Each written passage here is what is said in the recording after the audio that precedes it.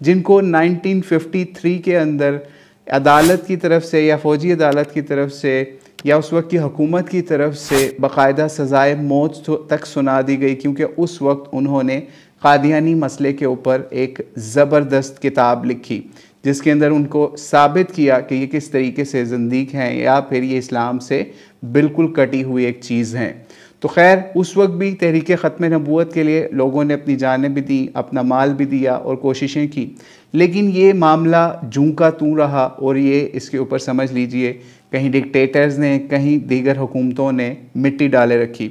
फिर आता है 1974, यानी वो दिन जब एक तलबा के एक ग्रुप के ऊपर, यानी इस्लामी जमीयत तलबा जिनका डायरेक्ट लिंक, यानी वो जमात जिसका ताल्लुक़ मौलाना मौदूदी रहमहुल्लाह से था, उनके बहुत से स्टूडेंट्स जो हैं वो पढ़ते थे निश्तर मेडिकल कॉलेज मुल्तान में। वहाँ पे कादियानियों से एक क्लैश हुआ और कादियानियों के एक बहुत बड़े ग्रोह ने पुरतशद्दुद कार्रवाइयों का आगाज़ किया उस कॉलेज के स्टूडेंट्स के ऊपर, और ये बात है 1974 की। और यहीं से फिर तहरीक ख़त्म नबूवत को नई समझ लीजिए ज़िंदगी मिली इस्लामी जमीयत तलबा के खून की वजह से या उनकी मार की वजह से। और इसकी अगर आप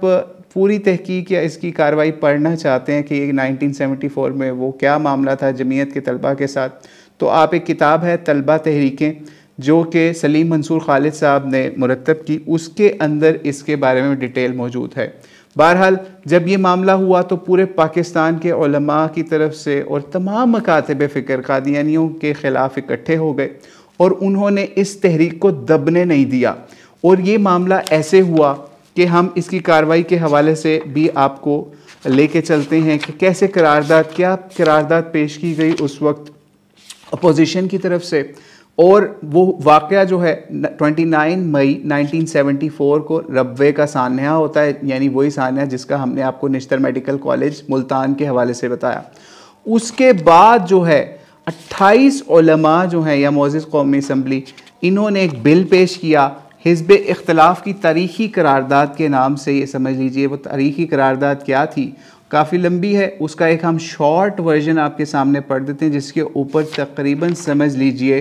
37 लोगों ने दस्तखत किए, ठीक है, उस करारदाद के ऊपर, जिसके अंदर सर फहरिस्त मौलाना मुफ्ती महमूद साहब, मौलाना अब्दुल मुस्तफ़ा अल अज़हरी साहब, मौलाना शाह अहमद नूरानी सिद्दीकी साहब और प्रोफेसर गफूर अहमद, मौलाना सैयद मोहम्मद अली रज़वी और बहुत से उलमा भी, और उसके अलावा चौधरी ज़हूरुल लाइबी सियासतदान, सारे इन्होंने मिल के ये कार्रवाई के लिए अपने एक तहरीक पेश की।